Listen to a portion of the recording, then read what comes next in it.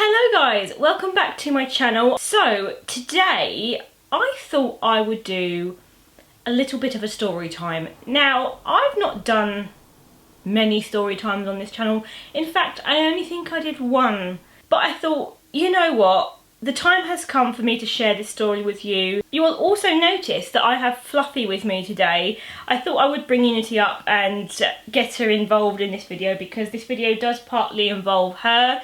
So I thought she deserved to be starring in this video. Also, if you are new to this channel and you would like to support me, you can do so by simply clicking the subscribe button and also by clicking the notification bell down below to receive updates when I post new videos. So today I am going to be sharing the story of the time that I was discriminated against as a disabled person by a bloggers event. And no, this is not clickbait. Sadly, everything that I'm going to be telling you did happen to me and it is a true story. Now, I just want to make a few things clear before I get any further with this story. The first thing is that this happened to me quite a number of years ago. It isn't a recent occurrence, so if any of you are wondering if this is a recent event, no it isn't. It happened quite a few years ago now. The other thing is that the company who did this to me is not a company that I work with now or would ever work with again. And the other thing is that for this video, I am going to be using fake names.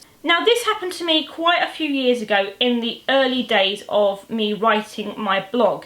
Now the thing is, I had never been to a bloggers event before, and for those of you who aren't familiar with this concept of blogging events, they are basically events that companies put on. They might be to do with product launches or new campaigns or new brand launches, things like that.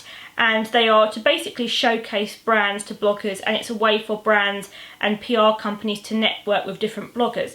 Now, I had never before been on one of these kinds of events, so I had never experienced anything like this before. And I found out about a company.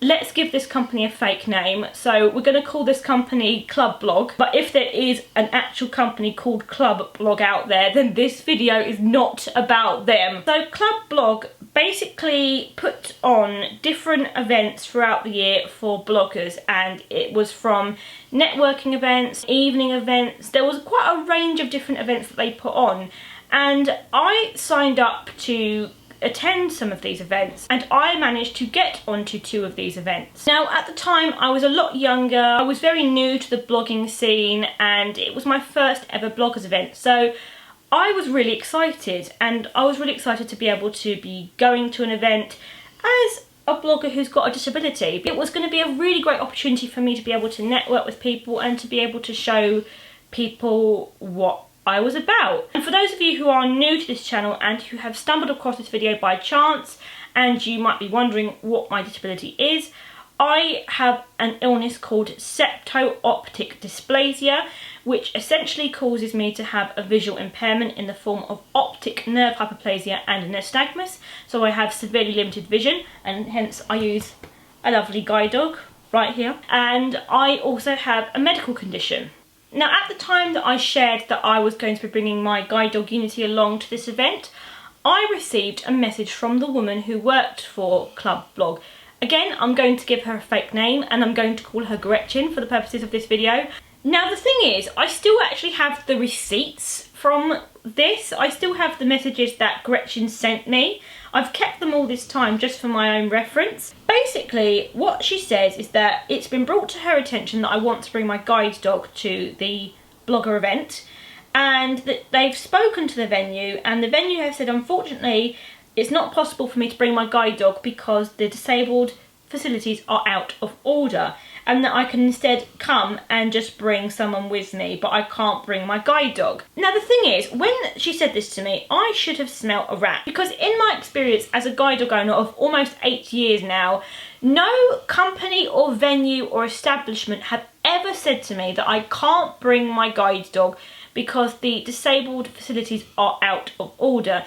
It just tends to be the response of, you can't bring your dog because we don't allow dogs, and they just failed to understand the rules that surround guide dogs and assistance dogs. Because in the UK, there is something called the Equalities Act, which basically protects people who use guide dogs and assistance dogs because of their disability. And it basically means that guide dogs and assistance dogs are exempt from being refused access from public places like normal dogs because they are assistance dogs for people who've got disabilities. Now, in hindsight, I should have been quicker off the mark here, and I should have just responded to her with something along the lines of, well, that doesn't really apply to me because guide dogs don't tend to need particular facilities to accommodate them. It's not like someone who is a wheelchair user or has a mobility aid or who needs to use hearing loops, for example. You know, a guide dog can use stairs, for example, and, you know, doesn't need anything like ramps or anything special. So in hindsight, I should have been a little bit more smarter about my response, but I basically said, well, can you please give me the information of what the venue have said and who you spoke to and what time of day it was, because this is a case of disability discrimination and it's an access denial because they are refusing me access because I have a guide dog, and under the Equalities Act they are not allowed to do that. It's illegal, so can you please give me the information because I'm going to need to report this to guide dogs and take this further. And her response was really vague. All she said was, they just said you can't bring your dog because the facilities are out of order, and that is all she said. That is all she provided me with. So at this point I got in touch with guide dogs, I got in contact with my local mobility team, I wrote an email to the venue. The whole time this was happening, I really felt that this was a bit dodgy. It didn't make any sense to me as to why a venue would say what they had said. It just didn't seem to fit. And it turns out my premonition was right. My mother found out about what had happened to me because I had told her. The next day my mum got onto the phone and rung up the venue and spoke to the staff regarding what had happened, and she said, well, can you please explain why my daughter has been told by the event company that she cannot bring her guide dog because you are claiming that you will not allow her to bring her guide dog because the facilities are out of order. And it turns out that nobody from this venue had said it in the first place. They basically said to my mother that no, absolutely not, we would never ever say that. Guide dogs and assistance dogs are legally allowed into places and establishments. They knew quite clearly what the rules in the Equalities Act stated. They knew the rules surrounding guide dogs and assistance dogs, and also they clarified that their disabled facilities were in perfect working order, nothing was out of order, and no one from that venue had told the event company otherwise. I really don't understand how she thought she would be able to say this and then just think it would be left and nothing would be done about it, because it's discrimination. You know, if you're being told that a venue isn't accommodating you and that they are trying to refuse your guide dog, you're going to do something about it. You're not just going to leave it at that. Questions are going to be asked. You're going to be trying to find out information, and you're going to be trying to have a discussion with the venue. So I don't really know what she thought she was going to get out of this. And what really frustrates me is the effect that Gretchen's words had on the venue and on other people, because I had written emails to the venue asking them to explain themselves. The staff at Guide Dogs, their time had been wasted because they wrote emails and got into contact with the venue to ask them to explain the situation and to basically try and rectify the situation. So their time was wasted as well. And Guide Dogs is a charity and they only have a certain amount of staff who are designated to dealing with access denials, and their time is limited, and that time that they are spending chasing up a false claim could have been spent on dealing with an actual real case of someone being turned away because they have a guide dog. I got back in touch with Gretchen. What I said was that I had spoken to the venue and that they assured me that I was able to bring my guide dog and that guide dogs and assistance dogs were welcome under the Equalities Act, which is what I had already said to her, and that their facilities were in working order and that they did have a lift that people could use as well, and that I could use if I wanted to use that as opposed to stairs. Her response, she said, yeah, that's what I told you in the first message. I told you that there was a lift which you could access around the back. No, you didn't, Gretchen. You never said that. I had the messages right there in front of me. She could still see the messages and she knew quite clearly that is what she had said, but she was now trying to say that I had misread the messages and that she never said that. And I was just like, I'm sorry, is there some secret code that I need to decipher? Are we reading the same messages, Gretchen? Are we actually reading the same messages? At this point, I was just like, whoa, mind blown. Mind blown. I was shocked. But then, guys, you would think that would be the end of it, wouldn't you? That's where you would be wrong, because the plot thickens. Whilst all this was going on, I was in contact with a friend of mine who had a blog, and she was a wheelchair user, and she was also supposed to be coming to this event herself. And I told her about what Gretchen had said to me about the venue not being accessible and about it not having any working disabled facilities, and she was understandably a bit concerned because she is a wheelchair user, so her access needs are quite different to mine. So she said, right, I'm going to find out what she has to say for myself, because obviously my access needs are different. So she got in touch with Gretchen and said, I'm just checking that your event is accessible for people who have wheelchairs.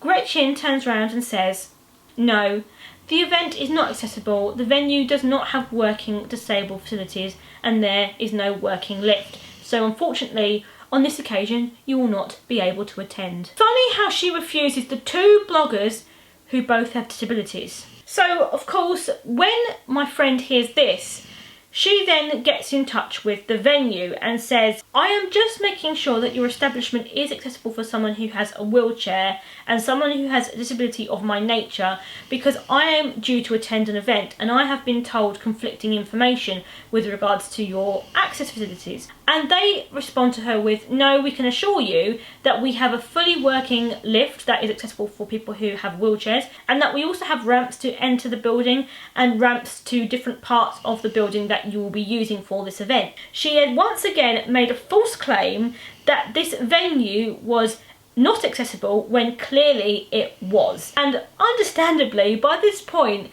the venue were getting a little bit annoyed because they had had two claims within the last couple of days of their event not being accessible for disabled people, and basically about them not accommodating to disabled people. What I can gather from what my friend told me, and also from what my mum told me from her conversation with the venue, is that there were going to be some very in-depth conversations between the venue and Gretchen about her choice of conduct. Now, some of you might be wondering, well, what happened after this? Well, I was in two minds about whether or not to go to this event, because I thought to myself, do I want to go somewhere where I'm clearly not welcome and where I'm probably going to face some hostility? My friend didn't end up going to these events because she wasn't very well, but I still went because I still wanted to prove a point. And I wasn't made to feel welcome. Gretchen was there, greeting and introducing herself to all of the bloggers who arrived and making pleasantries and small talk with them all, except for me. I was the only blogger that she didn't come and say hello to that night. I mean, what would she have to say to me? Oh, hello, glad to see you made it after I tried to discriminate against you. It wasn't very pleasant, and I didn't really enjoy the way I was made to feel that night. This was the first ever blogger event I went to, so this could have really put me off going to any more. Luckily, I persevered and I went to more, and I've been to many since, and I can honestly say that every single event I've been to since, I've had a really warm response. Everyone has welcomed my guide dog. All of the PR staff have been lovely. They've all wanted to meet her and ask questions and pet her and have pictures of her, and it's been lovely. And I've been able to work with some really lovely brands, and I've been able to form some really lovely connections with PR companies who absolutely love my guide dog and they know her by first name now. But you know, I still think back to the first one I ever went to, and I still think about this absolutely horrendous ordeal that I went through trying to get to it. But you let me know in the comments, what is your personal take on this story and what I've told you, because I would really love to know. And some of you might say, well, Emily, why didn't you take this any further? And yes, in hindsight, looking back, perhaps I should have done, but I was genuinely confused about what to do next, because it wouldn't be on the grounds that the venue had refused me access, because the venue were more than happy to welcome me. So I didn't really know how I would have been able to take it further, so I just left it. But if you do want some degree of closure to this tale, I will say this. From my understanding, Club Blog is no longer a working company and they no longer put on events. I really hope you found this video interesting and enlightening, and that you gain something from hearing about my experiences. I hope that my experiences and my story has helped you in some way, and that it helped you realise that you don't have to take this kind of thing and that you can do something about it. And as ever, stay safe, stay home and stay positive, and I will see you all in my next one. Bye guys!